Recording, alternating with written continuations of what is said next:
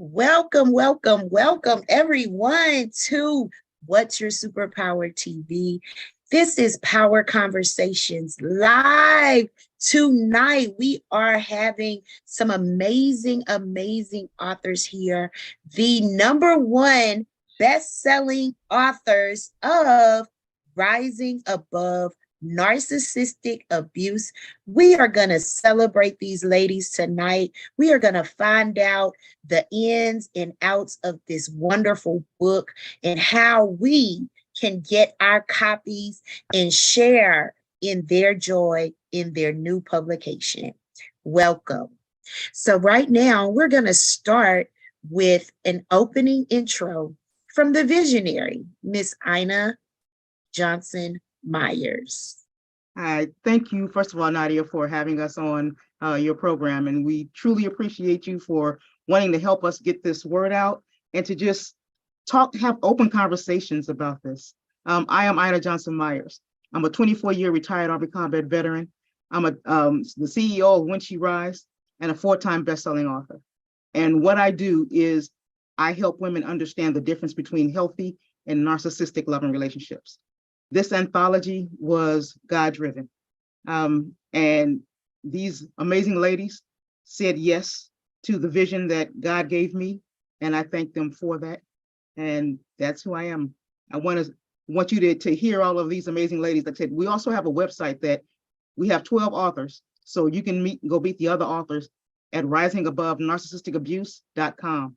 You can meet the authors on there and also buy the book. That's important. Yes, that's very important. So next we're going to have Dr. C. Come on up and introduce yourself, Queen. Well, greetings to all. It is indeed a wonderful Wednesday evening. And I am Dr. Kenzetta Twyman. I am a published author, number one best-selling author from Rising Above Narcissistic Abuse. Born and raised in Washington, D.C., currently now in Atlanta, Georgia. What can I say? I love people, period. I am indeed an ordained pastor, program director, a writer, and just love people, period. Currently, I am actually still writing. I want to thank Anna for opening this opportunity up for me to share how we as women can rise above, even some men can rise above narcissistic abuse. It's real. It's been happening forever. And we're taking the covers off. The covers must come off. So I just put out the appeal. Get the book. I can guarantee you, without a shadow of a doubt, that you would make a sound decision to just rise. Just rise. Thank you, Nadia. I love it. I love it. Yes. Next up, Coach Chena. Hello, good evening. My name is Coach Chena, and I'm beaming out to you all from United Kingdom. I'm the only author from the United Kingdom. I think it was God ordained. What do? I help women, solely women, because that's my ministry, recover their voice, set healthy boundaries, get clarity on their purpose, and live a life of abundance after narcissistic abuse. And I'm honored to be here with amazing women from the United States, my sisters from the other side of the ocean. I'm excited and I'm privileged that Ina included me in part of this. I'm a mother of 2, a young boy and a young girl, excited to be here. And definitely, as Dr. C said, this is an ordained book by God. So, these are ladies from different parts coming together with one accord, with similar stories, but different. And we're making impacts, not through our own power or through our own might, but through the grace of God. And thank you so much for having us here. And it's past 2 in the morning in UK, but I'm still awake. Thank you. Oh, thank you for breaking your rest to be here with us. Miss Isa, come on up and tell us about yourself, Queen. Hello, hello, hello. And indeed, this queen is honored to be here with the rest of the queens. I met Ina over 30 years ago. My husband was the military. I was a military spouse, and Ina and I lived on the same street. And so our relationship goes back, but we reconnected, and she was going through her divorce from her second marriage. And I really wasn't familiar with narcissistic abuse. And so as I began to read her book, I couldn't put it down. And it led me in a way to understand my own brokenness and my own demise of my relationship, my 26-year marriage, because I thought something was wrong with me. And a part of reading her story, I had to go really deep further. So I was invited to participate, and out of all of the submissions, I was selected, in which I am grateful. I believe that God has brought me unto this project, to this movement, I like to call it, to bring awareness that narcissistic abuse exists, that you're not alone, you're not crazy, and just get more and more healing for yourself. I am also a two-time, narcissistic, Rising Above Narcissistic Abuse is my third book. I'm an author of 2 books, Genesis, The Bullet Was Meant for Me, DC Sniper Story Untold. The first DC sniper shooting was in my home in Tacoma, Washington, and where my 21-year-old niece was murdered by Lee Malvo, the boy that accomplice to John Muhammad. My second book is entitled Restore, a guide for truth and reconciliation through traumatic experiences. So I took everything out of the story, and I became and wanted to become, God had led me to be a guide to other in reconciling trauma. And so that is the road that I'm on, going on a journey from harm to forgiveness, and then healing and hope. And so that's pretty much what my chapter is about. My chapter is called Exodus. It's time to move on. Love it, love it. Thank you, Queen, so much. So I want to start with Miss Ina. As the visionary, I want to know what brought this book about. Why this anthology, and why this title? Well, this title is what God gave me. I had many other other titles, but that was the one that resonated, that stuck. Last year, God told me that I was going to do this anthology. When he talks to me, oftentimes he gives me the preparatory command and then the command of execution. The preparatory command is usually what I'm going to do. And then when it's time, he'll say, now. So what happened was, like I said, last year, he told me that I was going to do it. And about January was when he told me, okay, it's time. So I put out the call for authors. And when you're talking about writing a book, writing your story, especially with narcissistic abuse, because the pain is so deep, it's really almost impossible for a lot of people to want to put that pain on paper. So although I had a lot of response from my call for it, when it came down to trying to journal, to put those feelings on paper, a lot of people aren't willing to do that, especially when they know someone else is going to read it. Yeah. I'm so grateful that these 11 women said yes to the project, said yes to God, because when we started talking this, my thing was go back and have a conversation, with God.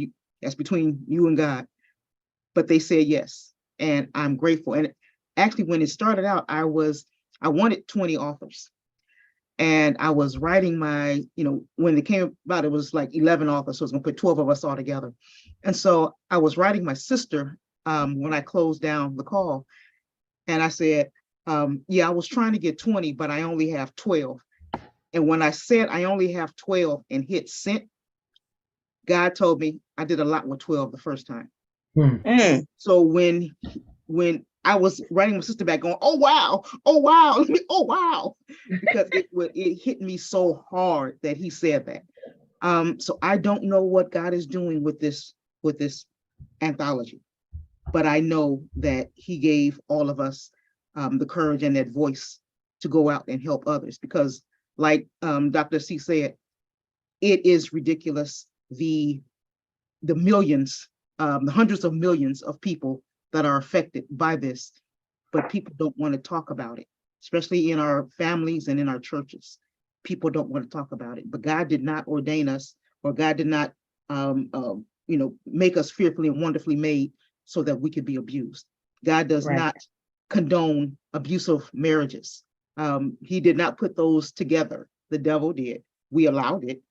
So we have to say, okay, God, what do you want me to do now? How do I get out of this? Give me the strength and the strategies.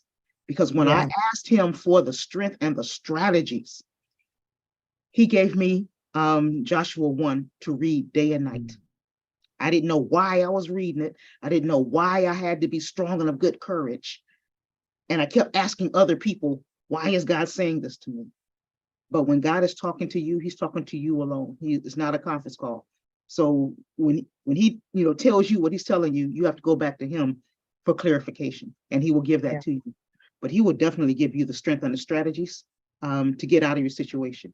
He gave me the strategies, things that there's no way I could have known on my own accord.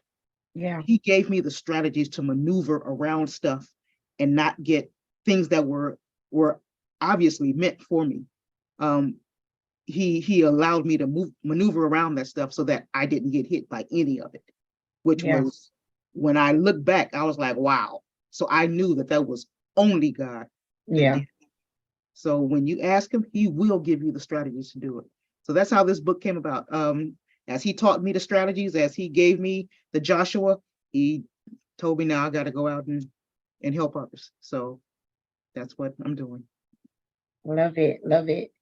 Dr. C, what made you say yes? What made me say yes? What made me say yes?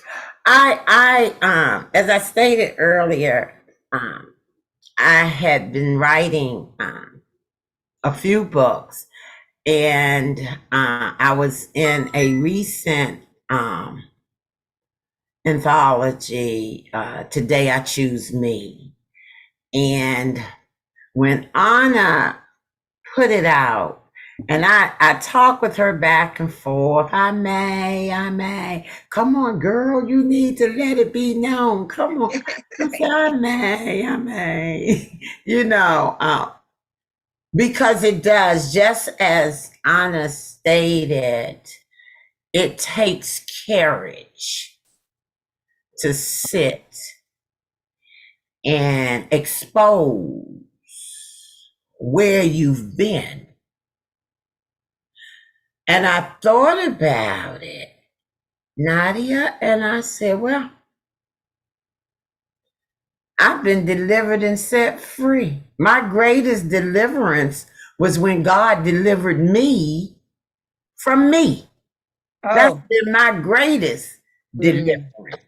And so I said, I better expose what God has done. It was nothing I did. It just seemed like I had been attracted to that behavior. But God delivered me and he brought me out. And so I told Anna one day, I said, okay, I'm going to do this. I said, I'm going to do this. And Anna I met Anna um, in one of our VA sessions because I too am a veteran, and we just out kindred spirits. It just clicked, and we support each other in our assignments. And so I told her, I just said, I'm gonna do this. I'm gonna do it. And Anna would call and I would call on, okay, Anna, I'm doing this, I'm doing that, I'm doing it. Give me a minute, give me another minute. Okay, what's the deadline? And so and that's kind of how I work. And I sat down and I started writing. And I started reflecting on where I was and where I am today. And I told the Lord, I said, God, you guide this left hand, because I'm a lefty. I told him, I said, you guide this left hand and you document what you want to be documented. You document so someone's heart would be transplanted. You have to do a heart transplant, Father. You document so someone's mind can be renewed, because you do know we get stuck in the grips of those relationships, whether it's with family, whether it's with a boyfriend, a girlfriend, a husband, or a wife. We get stuck there. And I ask God, Father, please. And I was writing and writing and writing and writing and writing. I said, oh my goodness, I can't write too much. We got a certain amount of words. So I had to pull back. But what he had me write, I believe deep down in my soul that men and or women, young women, young men, hearts and minds would be renewed, restored, and they would be recovered back into a mind of sobriety, a mind of soberness, a mind of being steadfast in those things that he or she have been called to do. And that's kind of how I got into it. And when I got into it, it's most definitely God ordained. Most definitely. The hand of God is all in it. Yes. So, And what's the name of your chapter, Dr. C? actually, my chapter is the first chapter, Triumphant Through the Trauma. Got it. That's nice. All right. Coach Chena. That's me. Thank you for getting the name right. Look, I try my best. I have to think before I speak with that. You did well. I would like to know from you, tell us the definition of narcissism. Okay. First of all, let me refer to it as it happened to me, because different people go through different experiences. And there are what you call the covert narcissist, and there's the overt narcissist. I dealt with the overt, with an element of, covert narcissism in there. I was in that situation for slightly over 20 years. Mm-hmm. And I'll just give you a little bit of background. People ask me, why did you stay that long? Didn't you figure it out? I thought you were a smart woman. How come you didn't pick it up? When you're dealing with a narcissist, they do what is called love bombing. That's when the fake love, they reel you in. Just like a vacuum, they suck you in and you're not aware. They're charming. They minimize you. Well, at first they don't minimize you because there's a cycle of abuse. So there's the love bombing stage where they're Prince Charming. They love you to bits. You think you found your soulmate and you're sucked in and you're thinking, praise God, you found the person that you spend the rest of your life with. Then the next stage would be the devaluation, when they begin, because by then you're already sucked in, they start to break you down. They minimize you and you're confused thinking, what's going on? But you think this is a difficult relationship, but it's not. It's a destructive relationship because they're breaking you down little by little by little by little by little. And if you are a Christian, you'll say, okay, let me pray some more. Let me fast some more. Let me read the Bible some more. Let me be more submissive. And unfortunately, the church would tell you to do those things. That's what's happened to me. And then the third phase would be what you call the discard. And then they realize, oh, we don't want you anymore. You're not good enough. There could be the silent treatment, you know, and that's heightened on a daily basis. And some of them decide to leave you and then move on to a next person, which is a supply. But in my case, glory be to God, he gave me the strength and the courage to leave. So narcissistic abuse for me is when someone decides to break you down psychologically, emotionally, could be financially, sexually, spiritually, and otherwise, to basically take away the essence of who you are. And in psychology, you know, it's called narcissistic personality disorder. That's what the psychologists call it. Mm-hmm. But we as Christians, we know that it's demonic. Mm. We know it's bigger than what the psychologists talk about. It's much bigger than that. Wow. It could be something in the bloodline. And because we were not healed, and I put my hand up, I'm sure I had my traumas. So trauma attracts trauma. And then these two people come together, not healed, but thank God, he's a merciful God. He opened my eyes and I realized I needed healing. Even whilst in the relationship, I sought healing, but the other party chose not to. Mm. And then when God gave me the go ahead, and that's when I realized it was time to leave, because I realized that God did not put the two of us together.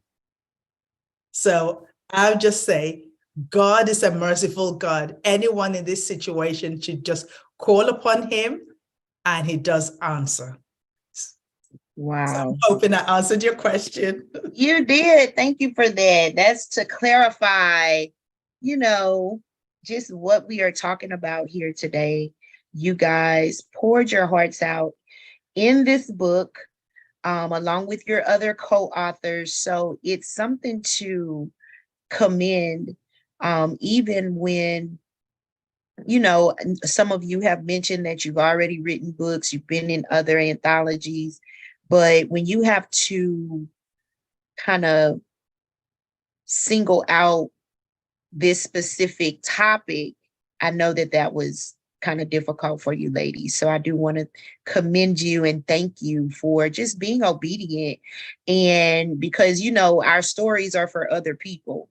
And so we need to hear this. You know, I haven't experienced this type of behavior, but I am always open to learning more, because life isn't over. So, we need to know what to look for, and especially when it's something that's battling our spirituality, right? So, Miss Isa, it's your turn, Queen. I want to know, when you decided to go ahead and commit to the book, what impact were you thinking or shooting for with your chapter? With my chapter, I talked about Exodus, move it on. I talked about getting to the point in our lives where where we've gone from being harmed. One thing about narcissistic abuse, it's very harmful. And so we have to go through the harm. I mean, Coach Tina, 20 years, 26 years for me, and then didn't realize what to call it. Even in my therapy sessions, the word never came up in narcissistic. So my destination and what I wanted to pour in my chapter, Exodus, was the journey to deliverance. And God is a deliverer. He's a healer. He's a deliverer. And so I want to encourage, I joined in and wanted the network that I am in and out of. All of us are previous authors. Some of us are first-time authors, but most of us have been doing community work within our churches, all of these types of things prior to the book. But when it came to the book, it was another level of vulnerability for me, because I had to come back and I don't want to say re-traumatize myself, but to come back and create a chapter that would move people forward, that will move all of us who have survived narcissistic abuse, abuse of any kind, to move forward in our lives. And the destination is deliverance. We want to be delivered from all evil because God is with us. And so when we can get to deliverance, we've done forgiveness for ourselves. We've done from the forgiveness from the one that caused the harm. We had to start there. That's what Christ did. That was his job. We've all been forgiven. None of us are perfect. There's two sides to one coin. And the other side of the coin is usually the opposite of your side of the coin. There's different lenses that we look through. I'm sure my former husband has a different lens than I look at in the 26 years of marriage. But I'm forgiven. It doesn't matter his lens. And so the part of Exodus is movement. I love that book because the children of Israel, through Moses and then Joshua's leadership, moved into a land and moved 2 generations. The first generation died out, but their descendants moved them into deliverance from slavery, years of bondage, pain, suffering. And so narcissistic abuse allows, and being a part of this anthology allows me to become a guide and a truth teller in this particular subject matter. Love that. I love that. Miss Ina, tell me, do you think that men can be victims of narcissistic abuse? Oh, absolutely. And first I want to well, yes, absolutely. It affects men and women. a little bit unequally, only because there's certain traits and mannerisms that we see in females that are, we say are female attributes anyway. But so it says that men are predominantly, but again, that could be closer than what we think. But I wanted to also address something else. You asked Chena, what is a narcissist?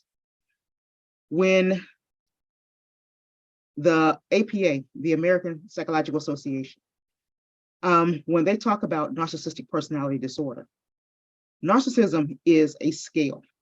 You have the low scale of the selfish, very selfish, selfless, selfish mama boy type thing that we say, oh, they're so narcissist, whatever.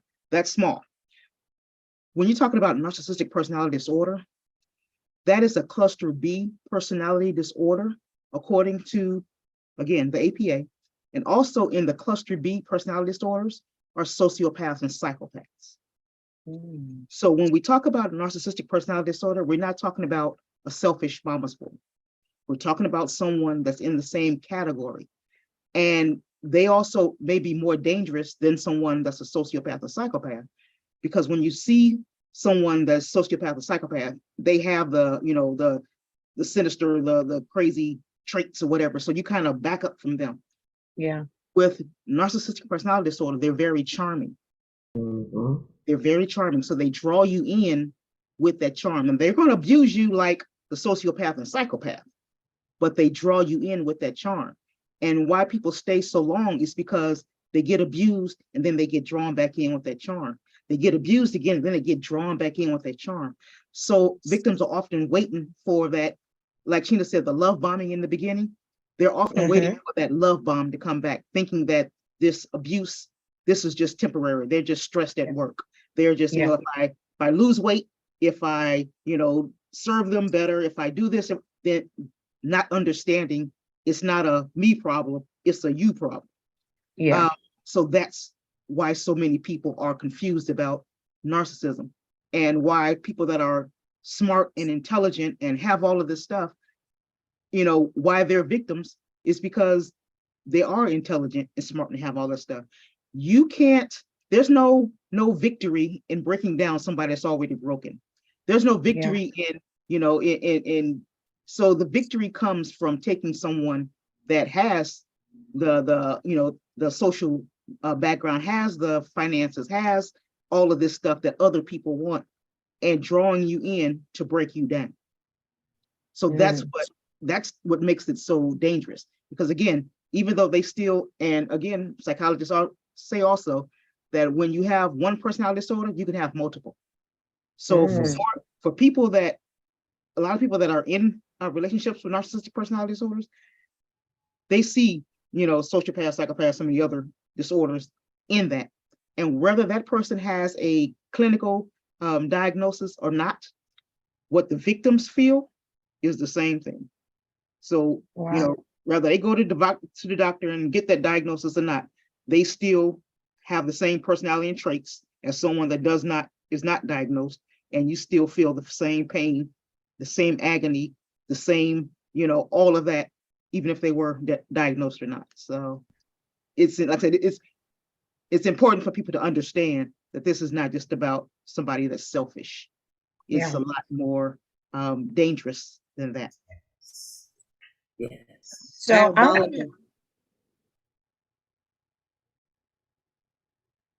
I want to know, how did you all leave? And Dr. C, you can start. Wow.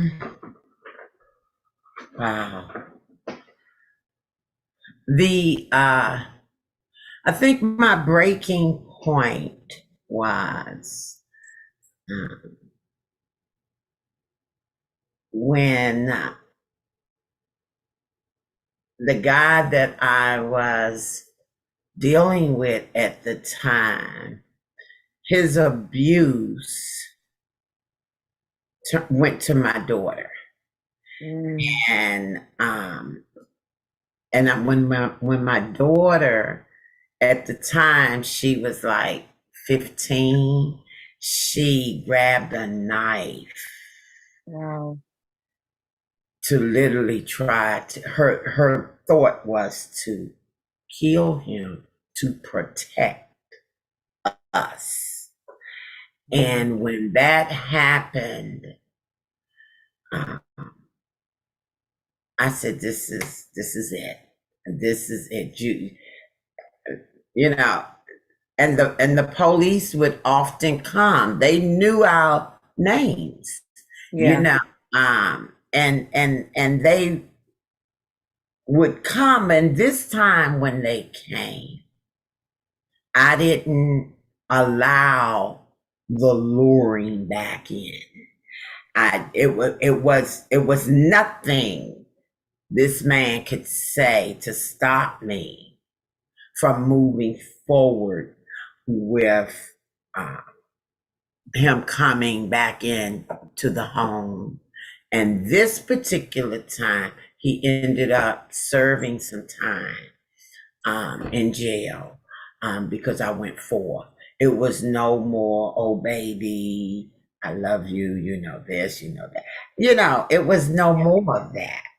It was the end. It was the end. And of course, after that relationship, I literally had to get therapy because from the trauma that I experienced in the military, coming home, the trauma I had experienced from my first marriage and then this boyfriend, I said, you know, clearly I need some help. And so I was open for the therapy because I felt less than. I was belittled, you know, and over and over and over again, it's this love talk, you know, what's the song? Break up to make up, all of that foolishness. And it was like, no, this is it. You're not going to put your hands on my daughter. My daughter do not need to be grabbing weapons. Yeah. At such a young age to try to protect herself and her mother. This, I'm done, you know. And so when you look at, I know I had to take a look at the relationships. You know, starting actually when in the military with the sexual assault, when I took a look at that and what transpired during the sexual assault and how the officers belittled me and threatened me, you know, and then getting married and the husband with all of the mistrust and the belittling in that marriage. When I stop and took a look at all of that, I realized that I needed more than prayer. And I'm saying this because we can pray. And I know that every woman in this anthology believes in the power and in the move of God. I am in love with the Lord Jesus the Christ. And I thank him daily for the life I live today and the relationships that I establish today. I know the difference in a healthy relationship because he'll teach you how to establish those types of relationship. But I know that I needed more than just a prayer. Put your prayer to action because there are so many believers that think they're good and fine. They're hunky-dory. And China has said more submission. You can submit to your pink. You can submit until you're pink. A narcissistic relationship will take you out if you don't make a sound decision. Wow. Step up and out. The decision, I realized that the decision was on me. And in all reality, to all the women, and even some of the men that may be caught up, the ball is in your hand. And when you get sick and tired of being sick and tired of being sick and tired of being sick and tired, you will rise and make a sound decision to step up and out. But it's a process even coming out. It took me 30 years. Yeah. It took me 30 years to come to grips with, hey, you really need some help. You really need to renew your mind. I often tell people the thought is the cause of it all. So the way you think of, because the narcissistic behavior, that individual will really have you believing that you're nothing. You're not worth anything. You're so dumb. You're so stupid. Where you think you going? You ain't wearing that. You didn't tell me this. You didn't tell me you was going to go here. But see, all of that takes place, just as my sisters were saying, after the charm and the loving. And they know they got you right where they want you. But when you make that decision to rise, the joke is on you, joker. Joke is on you. The joke is on you. Because I have risen, and you learn not to put yourself back into that type of relationship. Don't put yourself in that position. Be wise. I have to give glory to God, because God grows us up. He matures us with the renewing of our minds and being able to become naked and not ashamed, and telling your story. Anna said he'll give you the courage to rise. And that's what happened when that joker attempted to harm my daughter. It was, and I know today that it really was the power of God that had risen up in me to say, I'm done. It's over. This is not happening. I come up against you with this thing. And so that for me brought me up and out, and still living in it today. No, even when I met my husband today, oh girl, he'll tell you, my husband will let you know that he went through an interrogation. And I don't have a problem today in question. I'm going to tell you, I'll ask male or female, 10,000 questions, because I want to know. And you're not going to trick me today, because even the word of God says charm can be deceitful. And we know that today. We know, and guess what? A narcissist that uses their charm consistently, they always try to find that weak spot in a woman. That weak spot. They looking for that. And they play on that, and they build on that. They build on that and get real angry with you if they feel like you don't need them for anything. And so I've learned these things, and I know my sisters have learned these things. And so we just decide to operate in what we know. We want other women and men to grasp hold of this thing, because it is real and it's very deceitful. Very deceitful. So yeah, that's how I came out.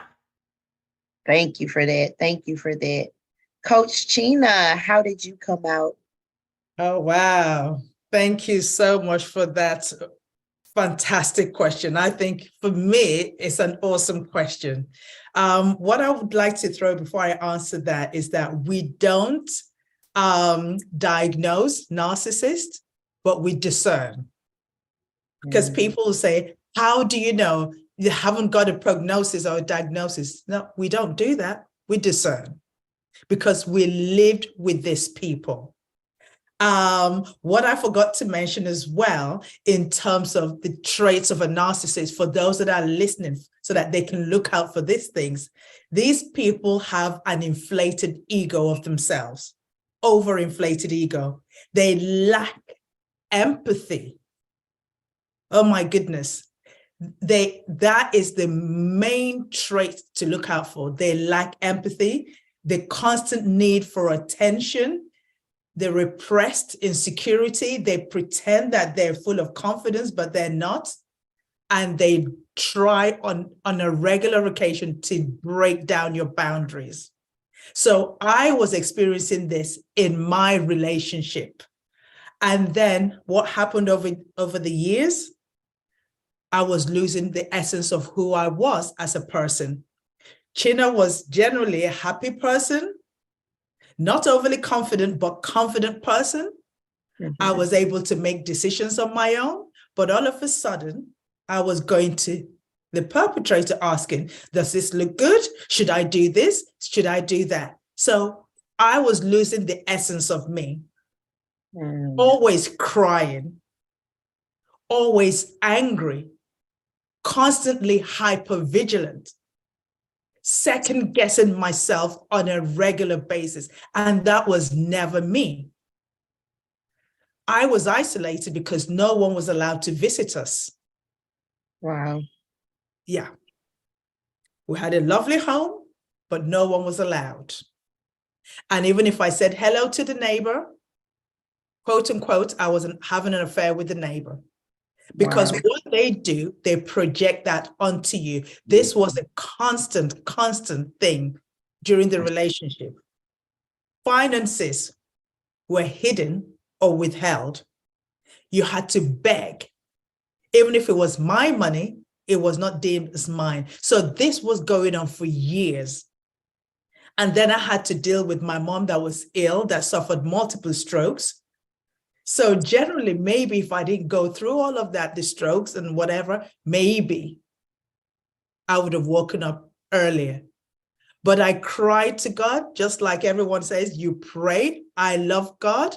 I love the church, but the church let me down. They failed.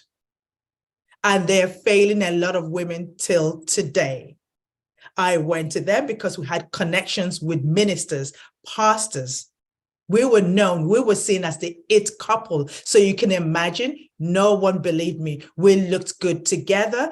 He was a charmer, he was eloquent. And so there's no way he could be abusive.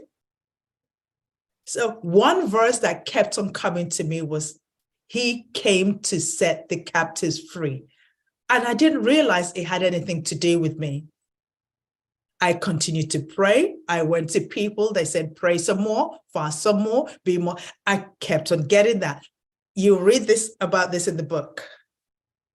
And this continued over the years. And when you have young children, you think you stay for the children.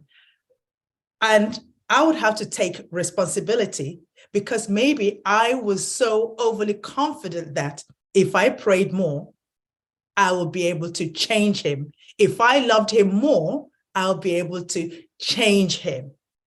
Those things don't work. Until this day, I prayed so much, and thank God he heard me. And I was directed to a book online. That was the beginning of it all. I read the book, and then I gave a name to what I was going through. If you don't have a name, you can't do anything. I had a name for it, and then that was the journey began. And then what happened? A family member, you read about that in the book, lost their life. through going through the same thing. And I Mm. thought to myself, that might be me one day. Yeah. I woke up Wow. and I had to plan. So anyone in this situation, you don't just get up and leave. I Yeah. planned. You have to find people that would work with you, that understand this. And I planned. It took me about 6 to 8 months. You don't have to take everything. I hardly took anything. And this was just slightly before the pandemic. So God is good. Maybe if we stayed together over the pandemic, somebody would have been in jail, and that would have been me. So God gave me the escape route. Yeah. He was abroad, gave me that window, and I took my clothing, my bag, as everyone would know, women will love our clothing, our shoes, our bags, and of course, photographs of my children. That was important to me. Mhm. And then I made my escape. Because Wow. if it was there was no way he would have allowed me to leave. So that is how I left that situation. Wow. Thank you, Queen, for that. And I'm asking you ladies this because so many times as people on the outside looking in, we don't know. We don't know how we can be a support. We don't know really that our loved ones may be going through this. So I just wanted to bring some insight on that. And also for the ladies that may be experiencing this and they may not know how to devise that plan, how to go to God, how to work their way out, right? So with that being said, Miss Isa, how did you leave, Queen? Interesting. I've been hearing my sisters speak. We all have this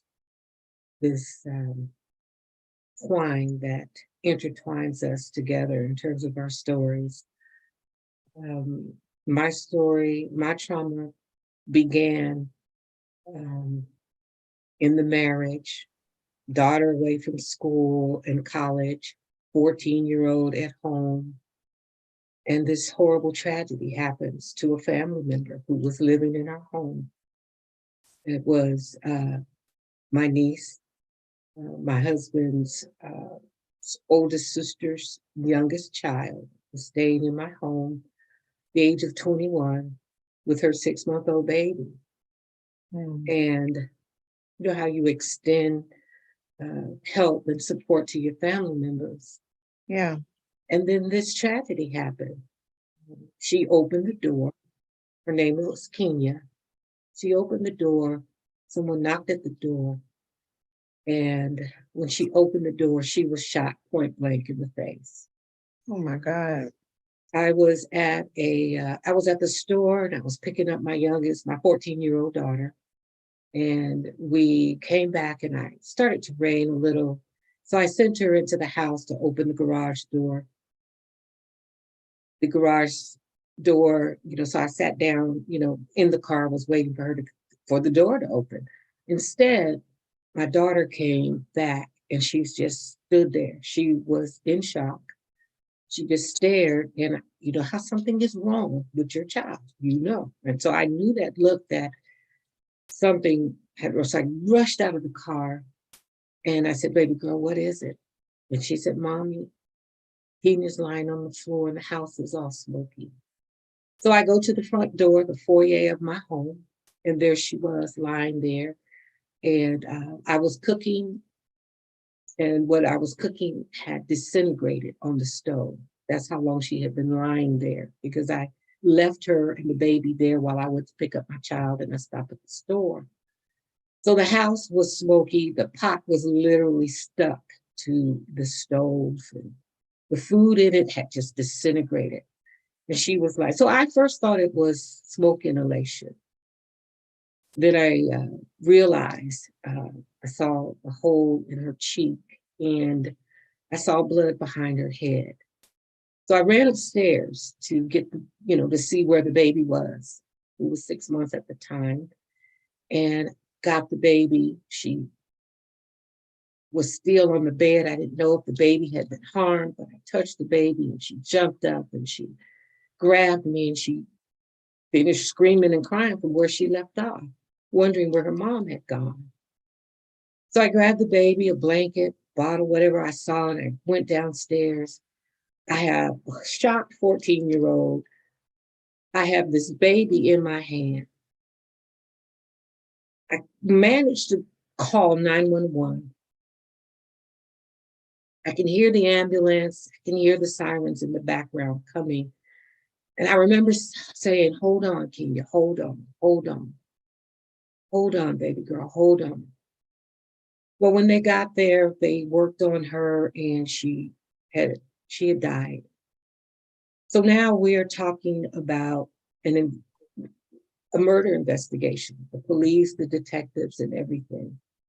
So later on that, let me go back. Earlier that day,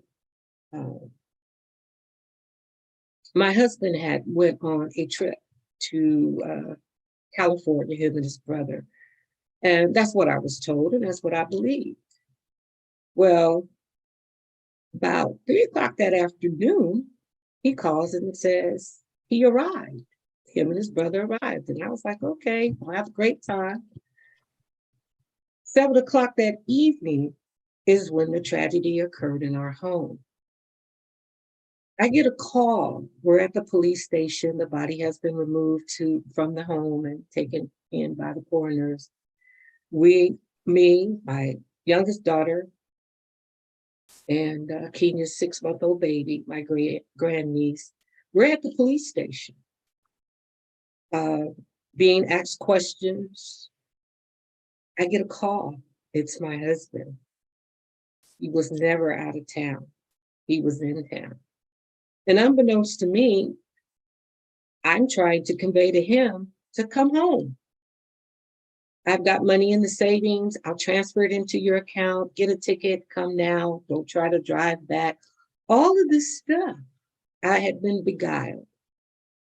And 20 minutes after I hung up the phone from him, he comes walking through the door at the police department. It was at that point I let go. I let go and I let God. Because this was going to be far worse. And the funny thing, Nadia, is that we had reconciled from a 6-year separation. He was back in the home. Wow.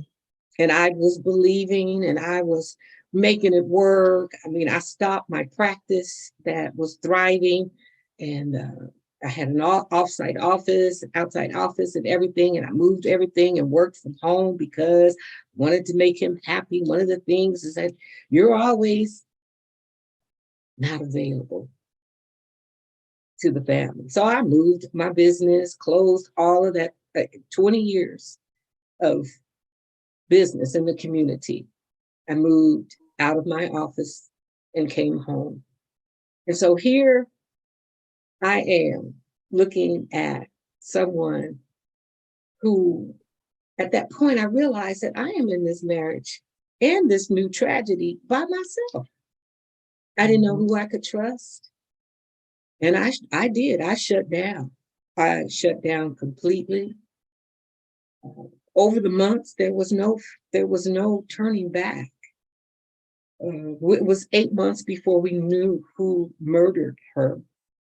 But prior to that, we all were victims. I mean, we all were suspects. Right. It was an ongoing investigations, and the detectives were doing their job, find out who had done this. About 8 months later, we find we were connected to the DC sniper shootings. That John Muhammad, who I had known personally and was a client of mine, had came to the door looking for me. And because I was away at the store picking up my daughter from a sleepover,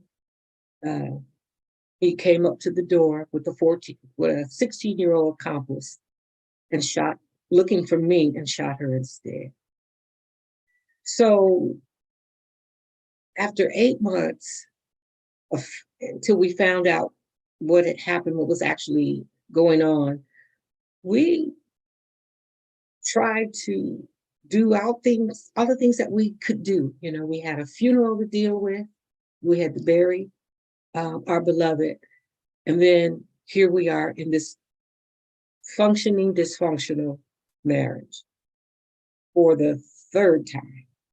And it was at that time, as when the moment clicked for me,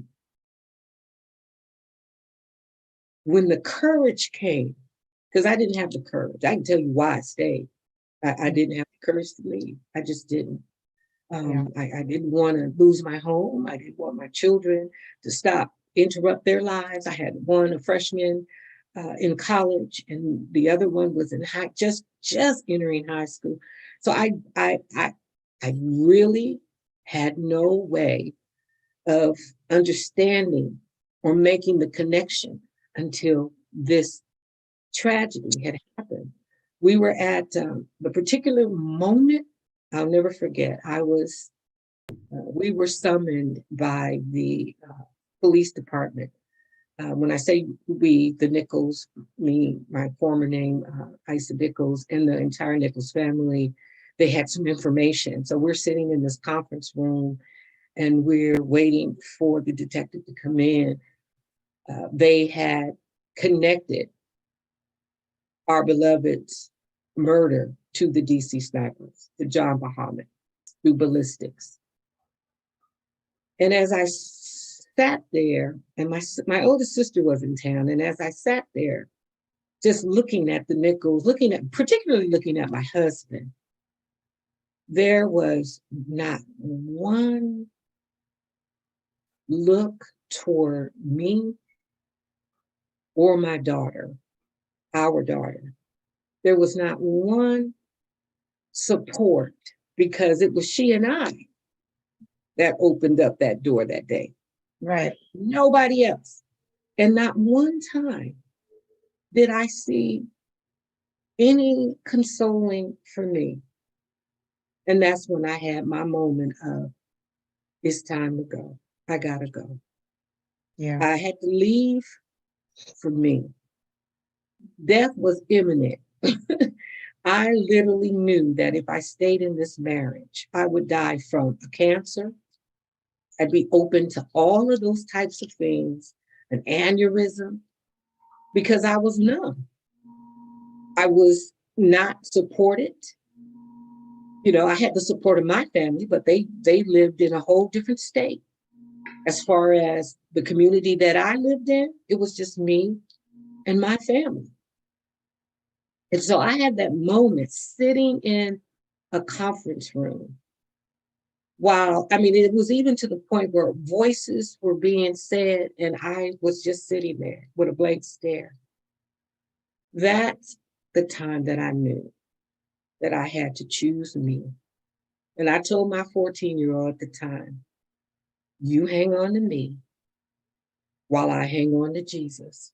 And we will do what we need to do to be safe again, to be restored again. I'm talking to my 14-year-old. Just hold on, just hold my hand. And we were coming out. And I had to do this and go to counseling. And, you know, I was told not to take her to counseling. She would be all right. A 14-year-old finding her first cousin lying on the foyer with a bullet in her face. And we're not supposed to go get any counseling whatsoever. I disagreed. And we went to counseling, found a counselor that would see the both of us, me and my daughter. My husband had the invitation too, but he wasn't interested in that. Yeah. So it was at that point, I knew it was time to go. And like Coach Chena said, You start plotting, you start planning, you start looking at things. I started getting myself together. Yeah. Everything I needed to do, putting money away, uh, stashing stuff, planning my exodus, Yeah. planning my strategy out of and into restoration. Oh, that was good. Wow, ladies, thank you. Thank you. Thank you for sharing. Miss Ina, whoo! I told you some amazing offers, some amazing Yes, chapters. yes, yes, yes. Yes. Miss Ina, why is therapy important? And it's specific therapy because it's not just therapy, it's Mm. trauma therapy. Mhm. There's a lot of people that go and get degrees and think that um, they can help someone that deals with trauma. Trauma is a different specialty. That's a specialty. Absolutely. Yeah. Absolutely. You don't go get a degree for trauma. You get specialized training Right. for trauma. So when you don't go to the correct type of therapist, correct coach, correct counselor, you get traumatized more because Mm. they try to, in their understanding, in their limited knowledge, they tell you that what you're feeling isn't real. And, it may be some things that you may need to do. And so they end up traumatizing your reality, not validating the pain because they don't understand narcissistic abuse and they don't understand trauma in general. People with PTSD need trauma, so, and with narcissistic abuse, you end up with CPTSD, with complex PTSD. So everybody that is has gone through some trauma, whether it's adult or you still holding on to it from childhood, you need therapy. For me, I ended up, because of my situation, I chose the therapist that was 2 counties over, because in protecting, my situation, I didn't want to get a therapist that was too close because they might know each other or something, Yeah. so I went 2 counties over to get a therapist. But wherever you go, you need to get into groups that are narcissistic abuse groups, trauma groups, so that as you heal, you're healing with people that understand. People that don't understand, oftentimes, and a lot of times they may not mean to, but they traumatize you more because when you're dealing with a narcissistic relationship, they weaponize the people around you. They weaponize your family, they weaponize your friends. So when you do come to the realization that something's not right and it's time to leave, everybody's upset with you because you're leaving such a great relationship. You're leaving that beautiful house because they wish they had that house. You're leaving that great man because they wish they had that man. And you have all of this stuff and you're not appreciative. So that's how so many women stay in situations like that, because they don't have the people behind them. They don't have the support. So they stay in that relationship. That's why it's really important that before you even start making the plans to go, that you get connected with trauma specialists, with other women that are dealing with the trauma, to help give you that support, because it's hard. It's hard knowing that you may have to start from scratch, from day one. You've been making 6 figures, but now you got to start from day one. It's hard. But because you're having so much anxiety because your body is in so much turmoil, it causes all kind of medical issues. A lot of medical problems that you didn't even, even attach to the being in the abuse, like IBS, heart disease, all kind of, there's such a long list of medical issues that doctors don't even, because they don't often often ask you, if you're in an abusive relationship. A lot of this stuff is attached to all the stress and trauma that you're under. That's why you're having all of these medical issues. And so it's really important to get someone that understands all of that, so you can heal holistically. You can heal heart, mind, and soul, and finances, because this situation is not going to just stop. Often women think that it's going to stop. If it stops while you're in it, a lot of times it's because of death, unfortunately. But in all of that, we talk about narcissistic abuse and we talk about all this stuff, but it's really important when we as victims go through that we not focus on them, and we focus on our healing journey, our heart and our mind, and our relationship with God. Because even in all of that toxicity, even in all of that chaos, in order for you to get all the grace, the mercy, the kindness, to feel it that God has, you have to go through a renewing process that also means a forgiving process, forgiving yourself and forgiving them.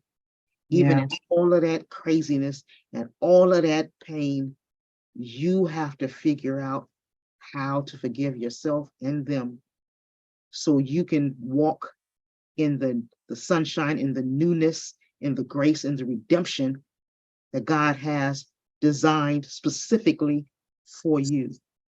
So there's a lot to it. That's why we want women that are going through it to get with, we call it your tribe, get with people, get in groups, get with, contact someone that has an understanding of this, so that they can help, guide you out and direct you out and give you, advice and resources for your healing journey, because everybody's healing journey is different. But one thing for sure, it's all different, but it all got to happen. And at the end of your healing journey is wholeness and joy and happiness and your relationship with God. So, like I said, it's all different, but it's all the same. So Got it. Thank you for that. So before we close, I would definitely like each of you to tell us about how to get in touch with you. If you have anything that we need to know about here in our audience, I want you to share that. And if you have any final thoughts for the audience, you can share that as well. So I'll just go back around and allow everyone, and Miss Ina, you can close us out, okay? So Miss Isa, go ahead and give us your final thoughts and contact info. Well, my final thoughts, we're all on a journey. And like I say, the reconciliation of traumatic experiences, whether it's narcissistic abuse, whether it is surviving a shooting. We've got a lot of gun violence going on. I just recently have a goddaughter to me who just lost her son, shot 6 times, 20 years old. So trauma traumatizes. And in that, we have to find our way and journey ourselves to be able, number one, to face the truth, whatever the truth is. I don't even do questions and answers when I'm speaking or when I'm doing book signing events, because my answer may not be your answer, but I can do question and response. I can respond to any question you ask me. But I do try to have people or guide people into their own truth, whatever their truth is. Once you face the truth, then you start on a process of reconciling it, because it is out of balance. It is like a scale. It is one-sided. And so you have to even that scale back up through reconciling. And that reconciliation will be a lot of different things. You've heard our stories and we've reconciled, what we needed to reconcile in the recklessness of what we were experiencing or exposed to. But once you do the reconciliation, then we can move forward. There's balance in your life. I like the scripture where I didn't give you a spirit of fear, but of power. And I love the sequence, but of power, because we feel powerless. Power plus love. Who is love? God. What is love? God is love. So power, love, and a sound mind. And so that is what this destination for me is for. It's a destination to be where God ordained us to be since we were in the womb. As Jeremiah 29:11, we all love that scripture. We know his plans. He states in there what his plans for us since the beginning of the foundation. Those were his plans. So I just, close out. My contact information is Isa Nichols, Isa Farrington Nichols, actually. And my website is www.jireh, JIREH, -shalom, SHALOM.org. Jireh and shalom are Hebrew words, Jireh meaning provision, shalom meaning peace. And that kind of brings together where we're supposed to be. God is our provider. He is Jehovah Jireh. And he is our peace. He is Jehovah Shalom. My phone number is 253-269-2868. And you can also reach me at Isa Nichols @gmail.com. Love it. Thank you, Queen. Coach Chena, give us your final thoughts and contact info. Yeah. I'll start with the contact info. You can reach me via the website, which is Rising Above Narcissistic Abuse. I think you can reach all of us there. I'm on TikTok. I'm on Facebook, Chyna, CHYNA. I'm on Instagram as well. Final thoughts. The word of God says he came to set the captives free. Whether you are bound emotionally, psychologically, mentally, and otherwise, he came to set all of us free. And what I want to leave with everyone out there is that there's no shame. There's no guilt in this. Yes, the narcissist wants you to feel ashamed and keep quiet so you don't share your experiences with others. That's the lie of the enemy. And what I teach the ladies is that you have a voice, use the voice. Ina gave us this platform, and hence, as a first-time author, and I became bestseller through the grace of God. That is just awesome. Use your voice. Just like Hagar in the Bible, when she was in the desert, in the wilderness, the Lord appeared to her because the Lord saw her. There's a God that sees. There's a God that hears. He hears you. You might think people don't understand. There are people out there, thousands, millions going through this. Find like-minded people that would understand, that will listen. I love the church, as I've always said, but the ministers in church, 9 out of 10 of them do not have a clue. If you need counseling, as Ina said, you don't just go to any counselor. Look for a trauma-informed counselor, someone that is used to dealing with people that have gone through narcissistic abuse, so they understand. Because if not, you will be re-traumatized. Age should not stop you from leaving. I left at the age of 50, just 2 months short after my 50th birthday. You don't always have to have thousands of money in the bank. With a little bit that you've got saved, you can still live, because if you're serving God, God is our provider. He will provide.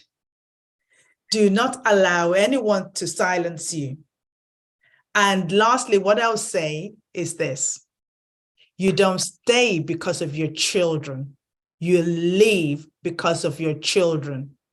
You want to break the cycle of abuse, because if you don't, your children will mimic that behavior. They would attract the same sort of person you attracted yourself to, and this cycle continues. And the only way to break those chains, to break this cycle, is making a stance. Pray constantly, then take action. Thank you for that, Queen. Dr. C. Well, that would be me. Give us your final thoughts and your contact info. Ooh, my final thoughts. Just as the book states, it's your navigating journey to freedom. And you do have to navigate through this thing. I know it to be a process. And as Isa stated, through that process, there's a planning. Planning has to take place. But I want the listeners to understand that there is truly, truly a purpose for the pain. And that's why we are here. We all have had some challenging experiences. And at some point in time, you come to the realization that you don't have the freedom that has been bestowed upon you. And so you make that sound decision to exit. But there's a process with that exit. And in the midst of that process, there's a strategic plan. And in the midst of the strategic plan, there is a purpose. And when you come to grips with the understanding, in spite of the challenge, in spite of the pain, I will rise. I will rise.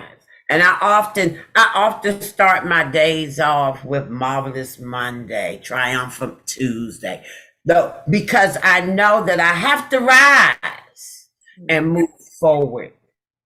Navigate your journey to freedom. And when you get your freedom, hear me, listeners, when you get your freedom, commit yourself to your freedom. Commit yourself to your freedom.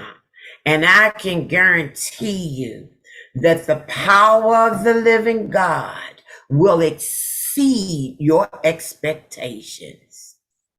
I stand firm on Job 28. I decree and declare things on a daily basis that I'm free. No more chains are holding me, because narcissistic abusers chain you up. And the Spirit of the living God comes to break every chain. We are living witnesses. And so I say to the listeners on this evening, commit yourself to freedom and navigate through this journey, knowing that the power of God is with you. No matter whatever you go through, know that the power of God is with you, and He's promised to exceed your expectations. So how can you get in touch with me? I am Dr. Kenzetta Twyman. You can reach me at divineexchangeministry.org. Divineexchange.org is the website. I can be reached at WOE, at divineexchange.org. You can call me at any time from 9 to 6 at 301-892-6445. If you get the recording, leave the message. I will return my calls. Don't I, Anna? I return my calls. I make myself available. And so I thank you for having me on, Nada. I thank Anna and all of my beautiful sisters, where we've all made a sound decision to turn it over to a power greater than ourselves and navigate this journey to freedom and commit ourselves to it. So thank you for having me. Thank you, Queen, for that. Thank you so much. All right, Miss Ina, go ahead and give us your closing thoughts and any additional contact information we need. Closing thoughts. Like we said earlier, get your tribe. Find women that understand what it is you're going through. A lot of times the shame, again, keeps people in bondage. And that shame also is what narcissistic people use to keep you in bondage. As long as you don't speak about what's going on, then there's no healing, there's no exposure, there's just pain and abuse. Find your tribe so that you can get the healing that's needed. When women are in abusive relationships and they're physically being abused, people notice, and so people try to get the resources to help them, try to get them to help. But when you're dealing with narcissistic abuse, because it's internal, the bleeding wound is internal, it's psychological, emotional, mental, physical, sexual. Many women turn, and like I said, it's men and women, but we deal it from our perspective.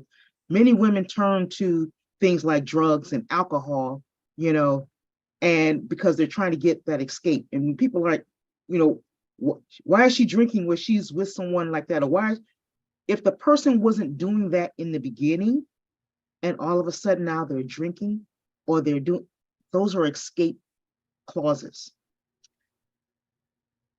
When broken and abused women raise children, they raise broken and abused children. Mm-hmm. And those broken and abused children think that the things that they grew up in, think that all of that stuff is normal and natural. So when they become adults, then they're doing that in their relationships, or they're looking for someone that is like that in their relationships because they think that's what normal is to them. So it's important that we have these conversations and we talk to each other so that we're not dealing with generations and generations of this. With a physical abuse, the broken bone is going to heal. The busted eye is going to heal. But when in narcissistic abuse, that is generations deep, because when you break somebody's spirit, when you break somebody's soul, now they're putting that in their children. And those broken children are then going to raise children. And then those broken children are then going to raise children. So that's why it's important that now that we're talking about it, we've uncovered it, the covers are off of this thing. Let's talk about it so that we can heal and help heal generations. And not just generations, but nations with this. Because as Gina was saying, people from Africa, people from Australia, people from all over are buying the books from her because they're dealing with this too. Psychologists prior to the COVID pandemic were already talking about over 158 million people in the US was affected by narcissistic abuse. And they said those numbers are low because they could not account for the parents or the children who are affected by the generational cycle of narcissistic abuse. This is not just one person in the family, it's a generational cycle of it. So the numbers are well beyond 158 million in the US, 450 million worldwide they're talking about. And again, low numbers because they can only account for the person, not the parents or the children who are both all affected by the abuse cycle. This is something that we really need to discuss and have, round tables about, because it affects our judicial system. It affects our military. It affects our court systems, our police officers. It affects every aspect of life. There is no demographics, no color barrier, no nothing. It affects everybody. So we need to have these conversations so we can put this on the table so that we can start the healing process and save generations upon generations of this toxic abuse. I am Ina Johnson Myers. I'm your resiliency coach. You can reach me. All my social media is When She Rise 1. When She Rise, the number 1. You can meet all the authors on our website, risingabovenarcissisticabuse.com. And for me, you can just get me there, because right now God has me in this position where this is my mission, to just get the word out, get people to the table so we can have these conversations, so we can heal court systems, so people aren't getting abused in court because of this stuff. People aren't getting abused, in our judicial systems. And we just need to get this stuff on the table. And I'm thankful God gave me this mandate. And I thank you, Nadia, for this platform and talking to your listeners. And I thank these amazing authors and the rest of the authors that came on and gave the yes. So I thank all of you, and I'm very appreciative of you all. Thank you. Thank you, Queen. Thank y'all so much for just saying yes, right? Saying yes and showing up. Thank you for showing up for us women who need to hear all that you have put out in the book and in these broadcasts that you are doing. So thank you. Thank you. And congratulations again on your #1 best-selling book. Keep going, ladies. Keep going. Guys, we thank you so much for tuning in tonight to Power Conversations Live. We have had an amazing. You reach out to these ladies if you have any questions, any comments, anything you need to find out more about rising above narcissistic abuse. Reach out. These women have lived it, they've overcome it, and they are open to helping anyone that needs help in getting out of this. or even identifying, right? Because sometimes we need to know that we are even in these situations to get out. So thank you, ladies, again. Guys, make sure you are subscribed to us at Power Conversations magazine and podcast. Also, What's Your Superpower TV. Make sure you're subscribed to our YouTube and that you are following us on social media.